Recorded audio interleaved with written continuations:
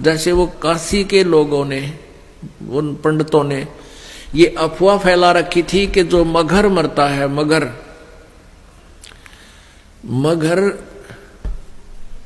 गोरखपुर से 25 किलोमीटर की दूरी पर एक कस्बा है, और उस कस्बे का उस समय एक बिजली खान नाम का पठान नवाब था। वो भी कबीर परमेश्वर जी का शिष्य हो गया था। एक बार वहां अकाल गिर गया था मगर स्टेट में, मगर रियासत में, और सभी जंतर मंतर कर लिए थे।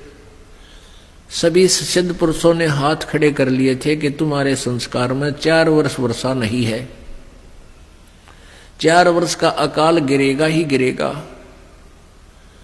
तब कबीर परमेश्वर जी के पास बिजली खां पठान स्वयं गए थे, परमात्मा मगर में आए थे, और आते ही वर्षा ने जबरदस्त वर्षा करवा दी थी। सब भर दिए थे तालाब तालाब, सब एक कम एक कर दिया था। उसके बाद उस मगर रियासत के यानी मगर कस्बे के सभी व्यक्तियों ने परमेश्वर कबीर जी से उपदेश ले लिया था। हिंदू और मुसलमानों ने, उस मगर के अंदर आधे मुसलमान थे, आधे लगभग हिंदू थे, और सभी ने, क्योंकि मरता के नहीं करता, फिर ज्ञान समझ में आ गया। तो मगर रियासत का जो नवाब था वो बिजली खां पठान भी कबीर परमेश्वर जी का शिष्य था। उधर से काशी नरेश वीरदेव सिंह बघेल, वो भी कबीर परमेश्वर जी की भक्ति और ज्ञान और शक्ति से परिचित होकर के उपदेशी कबीर जी के शिष्य थे। तो कबीर परमेश्वर जी ने कहा कि भाई धरती का भरोसा नहीं रहना चाहिए, तुम कोई तो कहते हो मथुरा में मोक्ष होगा, नहीं। परमात्मा कहते हैं मुक्ति खेत मथुरा परी, और किन्या कृष्ण कलोल, और कंस के सी चाणोर से वहां फिरते डामाडोल। तुम्हारी बात बड़ी कर दे, तुम मथुरा को एक मुक्ति क्षेत्र मानते हो, मोक्ष क्षेत्र। अरे उसमें कृष्ण जी ने तो वहां नरी मौज मचाई, जैसे मठ गोपियों के साथ बकवाद करी, और उस मोक्ष तुम मानते हो मोक्ष स्थान ही है वो, तो उस मोक्ष स्थान पर कंस केसी और चाणूर जैसे का बक्कल उतरा, उन बकवाद प्राप्त हुई, उनका मोक्ष ना हुआ। तो कहने का भाव ये था कि भक्ति जो यथार्थ भक्ति है, उस भक्ति के करने से मोक्ष होगा, और मर्यादा में रहते हैं।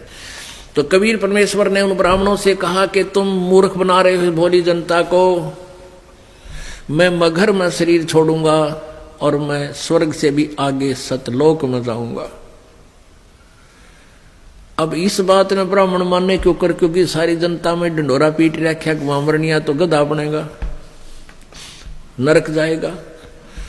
तो परमात्मा वहां से चल पड़े। 120 वर्ष की का शरीर था कबीर परमेश्वर जी, दिखा रहे थे अपना। वैसे उनका शरीर की कोई आयु नहीं है, परमात्मा की कोई आयु नहीं होती। उन्होंने एक लीला में शरीर दिखाया था, एक जनसाधारण की तरह एक जीवन जीकर अपने हाथों से कर्म करके अपना निर्वाह करके दिखाते हैं, एक लीला करते हैं। वो प्रत्येक युग में आते हैं।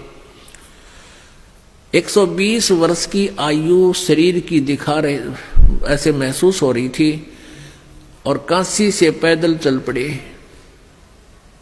उनके साथ वीरदेव सिंह बघेल काशी नरेश भी अपनी सेना लेकर चल पड़ा, और काशी के बहुत से व्यक्ति दर्शनार्थ चल पड़े।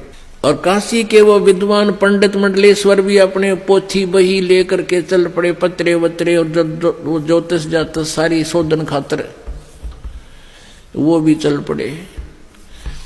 वीरदेव सिंह बघेल सेना इसलिए लेकर चला था कि मैं गुरुदेव जी के शरीर को यहाँ लाऊंगा जब ये शरीर छोड़ देंगे, और हिंदू रीति से इनका अंतिम संस्कार करेंगे। हम मुसलमानों के हाथ अपने गुरु जी के शव को नहीं जाने देंगे।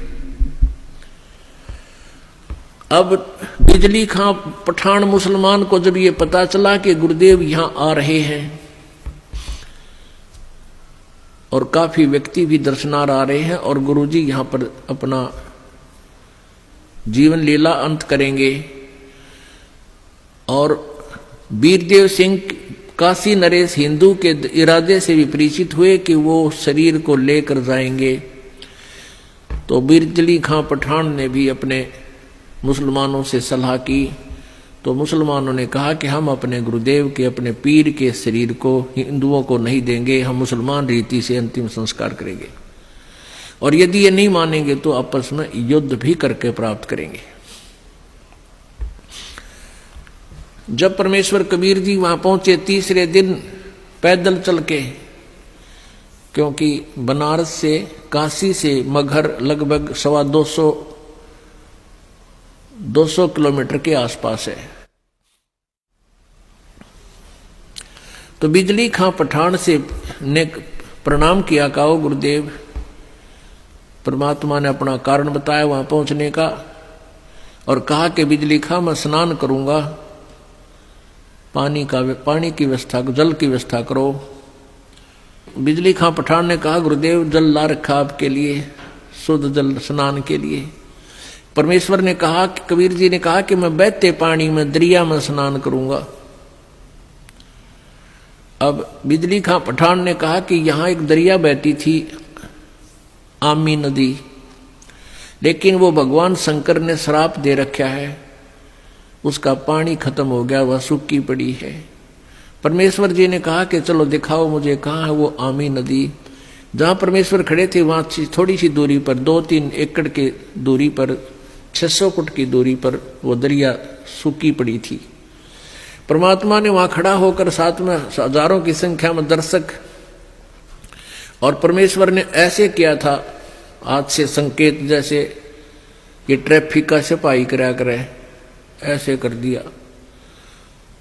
क्या देखते हैं कि थोड़ी सी दूरी पर एक बहुत बड़ा धमाका हुआ, और एकदम पानी से भरकर नीचे से पानी इतना जोर से निकला और पूरी दरिया भरकर चल पड़ी। बोलो सतगुरुदेव।